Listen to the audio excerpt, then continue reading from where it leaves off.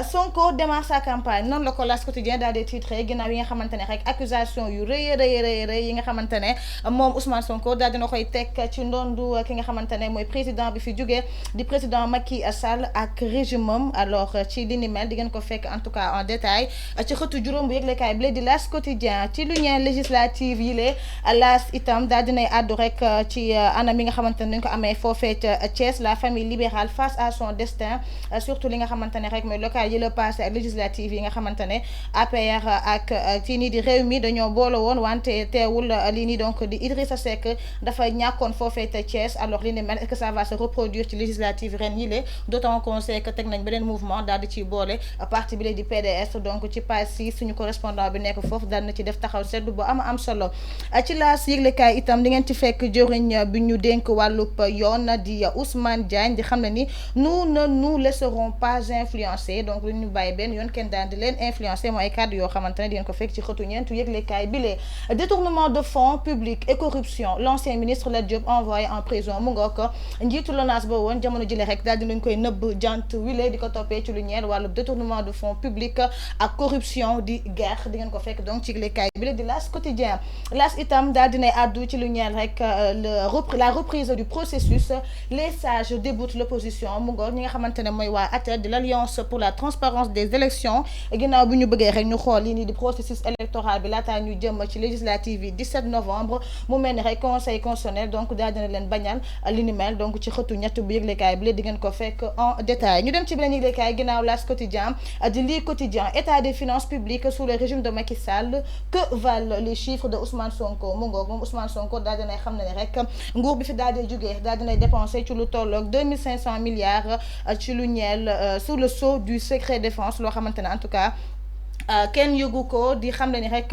kii nii di Moustapha Ba di jorin bi ñuy joxoon wàllu finance Amadou Ba PM Abdoulaye Daouda Diallo ak Macky Sall ñoom ñëpp nañu àddu ci li ni mel wax koppar boobu ana fan rek lañ ko daal di dugal est-il possible de falsifier nos finances publiques à l'insu des institutions financières FMI Banque mondiale sur la réalité du budget Ousmane Sonko a-t-il lancé sa campagne pour dénigrer ses adversaires politiques comme Nicolas waxee rek lii quotidien daal na ci àdduwaat est-ce que Ousmane Sonko yëkkatiwul yi les kàddu ngir rek daal di dénigrer ses adversaires politiques ak ci législative yi ñu daal di jëm donc est-ce que c'est pas une campagne déguisée en tout cas nekk na ab laaj boo xamante ni yëglekaay bi daal dina ci àddu ñu dem ci beneen yëglekaay ginnaaw lii quotidien ñëw ci Walf Quotidien gestion di finances publiques Sonko sort le livre noir de Macky donc moom Ousmane Sonko daal dafa mel ni livre bu ñuul kooku la daal di génne en tout cas ci gestion bu Macky donc à la tête de ce pays pendant 12 ans bu mu daal di amal le président Sall Amadou Ba ADD et Moustapha Ba dans le viseur donc dans le collimateur Bougane Gueye Dany moom daal dina def démb ab conférence de presse daal di déchiré projet bi nga xamante ne rek ñoom Ousmane Sonko yàgg nañ ko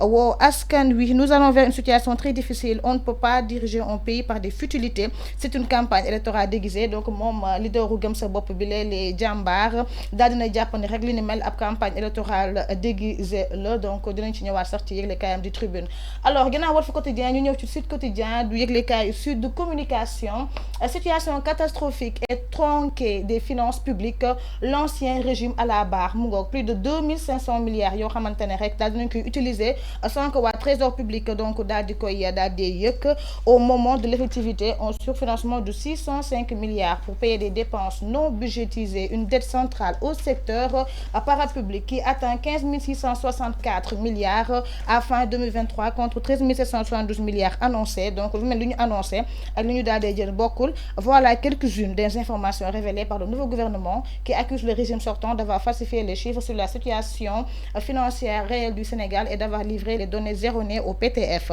Pour le Premier ministre Ousmane Sonko, Moustapha Ba, Amadou Ba, Abdoulaye Daouda Diallo et le président Macky Sall devront s'expliquer devant les Sénégalais. Alors ginnaaw yi nga xamante ne kàddu yooyee moom Elimane Dior ñi daal dina koy yëkkati am na koo xamante ne wala ñoo xamante ne itam daal nañ ci àddu ku ci mel ni économiste wante itam nekk enseignant foofee ca UCAD di Meissa Babou moom nee na depuis 2023 mi ngi alerté rek ci li nga xamante xamante ne mooy jafe-jafe yu ñuy nemmeeku foofee ca trésor public. Elimane Abikan moom bi la moo jiite lii nii donc di Leg Africa di xam ne ni les révélations sont importantes mais extrêmement graves li nga xamante ne daal dinañ koy wax am na solo wante dafa daal di graaw lool bu ñu sukkandikoo rek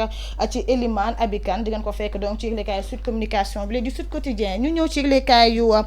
des médias bu groupe donc bu Bougane Gueye Dany daal dina àddu rek ci reddition des comptes. Le gouvernement révèle l'ampleur du carnage mu ngoog 2500 milliards utilisés dans l'opacité sous le sceau du décret donc du secret défense. Amadou Ba, Moustapha Ba, Abdoulaye Daouda Diallo et Macky visé comme ñu ko waxee tout à l'heure rek wante di ngeen ci fekkaat ki nga xamante ne rek mooy njiitu gëm sa bopp lay jàmbaar di Bougane Gueye Dany moom nee na Sonko vient de dégrader la signature du Sénégal sur le marché financier mondial. Il accuse les fonctionnaires du ministère des Finances de faux en écriture comptable et falsification de données. dafa rek daal di annoncé ñi nga xamante ne rek ñoo nekkoon ci ministère finance bi fi daal di jógee ci wàllub njuuj njaaj ci wàllub en tout cas signature ak écriture comptable falsifié li nga xamante ne mooy ay données donc li ni mel nekk na lu grave grave ba tey bu ñu sukkandikoo rek ci ki nga xamante ne mooy Bougane Gueye Dany di ngeen ko fekk donc ci yëglekaay bi di Tribune. ñu dem ci l'Observateur yëglekaay Groupe Futurs Médias dette inflation croissance sale maquillage c'est un jeu de mots. Les faux chiffres de l'ancien régime, les doutes des économistes et le niveau de risque sur l'environnement des affaires mu ngoog li ni mel en tout cas daal dinañ ci àddu ci yëglekaay bi dinañ aussi ay leeral ci lu ñeel rek li nga xamante ne 604,8 milliards de francs CFA loo xamante ne ci surfinancement la maanaam dafa ëpp li nga xamante ne rek moom la ñu soxla woon. Dette bancaire Ousmane Sonko annonce yi nga xamante ne daal dina koy def ci njiitu réew bi fi jóge woon di Macky Sall, Amadou Ba, ADD ak kii nii donc di Moustapha Ba. La grande prudence du ministre de la Justice sur les procédures judiciaires mu ngoog. Le malaise Cheikh Diba, l'annonce du PM et les précisions du ministère des Finances donc di ngeen ko fekk ci yëglekaay bi donc di l'Observateur. Révélation sur les 3 prochains clients du pool financier ci lu ñeel donc lii nii donc de reddition des comptes bi léegi ginnaaw bu ñu placé sous mandat de dépôt njiitu LONASE bi fi nekkoon di Lat Diop. am na yeneen 3 chefs d'inculpation yi nga xamante ne daal di koy teg ci ndondam ba jamono jile comme ni ñu ko waxee rek daal dinañ koy nëbb jant bi moom mi la donc di Lat Diop. Source a descendi ci Lat Diop sous mandat de dépôt. Khadim Ba de Locafrique toujours en garde à vue moom mi la donc di Khadim Ba. Fortune diverse donc di ngeen ko fekk ci yëglekaay bile. Alors quant au boss de Locafrique, il devra transiger à hauteur de 60 milliards s'il veut revoir le soleil. Donc moom Lat Diop wala plutôt ki nga xamante ne mooy Khadim Ba ñi ngi koy xaarandi mu fay lu tolloog juróom-benn fukk ci ay milliards bu dee rek bëgg na gisaat lii nii donc di jant bi. Son pater qui lui oppose une guerre sans merci depuis plusieurs années l'a rencontré hier en cellule et se démène comme un diable pour le tirer d'affaire mu mel ni rek am na koo xamante ne wala papam peut-être daal dina koy en tout cas bëgg génne ci li ni mel. Alors ci source a itam état des lieux des finances publiques, l'heure du bilan, Sonko rase le maquis, Bougane le brûle vif. Alors di ngeen ci fekk donc ki nga xamante ne mooy Bougane Gueye Dany itam daal dina ci addu di xam ne ni si les chiffres économiques de l'ancien régime étaient faux et manipulés, alors on devrait poursuivre le ministre Cheikh Diba qui était alors directeur de la programmation budgétaire ainsi que d'autres responsables de l'époque. maanaam bu dee chiffres yi nga xamante ne rek moom Ousmane Sonko daal dina koy avancé démb bu dee dëgg la Cheikh Diba nga xamante ne moo yoroon lii nii donc du ministère des finances moom itam dañ ko rek daal di war a topp donc en détail aux pages 5 et 8 du journal Source A da ngeen ko ci fekk. Les Échos yëglekaay alors daal dina ci àdduwaat ñu dem ci beneen yëglekaay. Alors le PM annonce des poursuites judiciaires. Le Regard, Diba absent à l'exercice li nga xamante ne nemmeeku nañ ko rek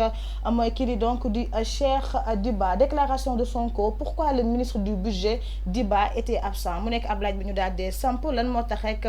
ministre du budget bi di Cheikh Diba moom mi la teeweewul woon bi la jotaay. Est-ce qu'il a quelque chose en tout cas à se reprocher? da ngeen ko fekk ci yëglekaay bi la donc di Le Regard. Point actu daal dina àddu rek ginnaaw juróom benn weer bi ñu nekkee ci bopp réew mi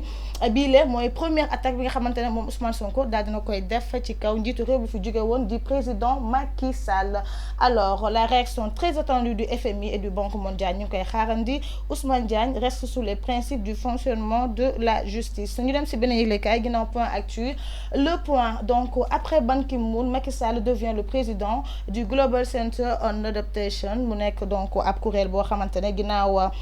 li ñuy donc di envoyé spécial pacte de Paris pour les peuples et la planète bi mu daal dee doon daal dinañ koy joxaat beneen ndombol tànk moom président Macky Sall daal di koy nommé rek président du Global Center on Adaptation JCA donc li ni mel moom moo ko daal di fësal ci compte Xam ki nga xamante ne donc mooy président bi fi nekkoon di président Macky Sall mu ngoog donc je pense tey jëluma page sportive alors li ni mel moo nekkoon li gën a fës tey jëlee si yëglekaay yi le alors daw leen ci seen ay kiosque pour éventuellement vous procurer vos journaux notamment yëglekaay bi di L'As Quotidien avec la complicité de Fatou Souane ñu daal di dem régie dellu si waat ci plateau bi daal def débrief ak suñu invité